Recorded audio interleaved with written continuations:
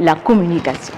Oui, la communication reste indispensable pour trouver la solution. Dans cette ouvrage, Seydou Badian a raconté une histoire simple pour faire passer un message, selon lequel les jeunes doivent respecter ou obéir aux gens issus de l'ancienne génération.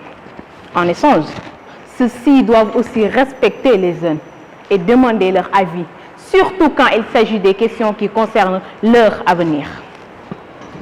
Jacques disait souvent ceci: je ne voyais pas une différence de génération, mais une différence de deux mondes incommunicables. Matérialistes et opportunistes, disent les uns. Pragmatiques et ambitieux, répondent les autres. Passer de l'austérité à la prospérité et ainsi suivre le chemin inverse. Le monde est en train de bouleverser. Les valeurs ancestrales changent ainsi que les moraux. Je me souviens maintenant pourquoi René Garneau disait qu'il n'existe pas de conflit de génération, mais de l'intolérance. Oui, de l'intolérance. En tant qu'adulte, vous avez des messages à transmettre, mais cela ne passera que si vous vous mettez à égalité avec nous qui sommes les jeunes. Je me souviens un jour d'un jeune homme dans un centre d'accueil pour délinquants qui a foncé sur un éducateur pour le massacrer. L'éducateur est resté de marbre. Malheureusement, l'exercice de violence a été suspendu. Puis le jeune est passé aux insultes.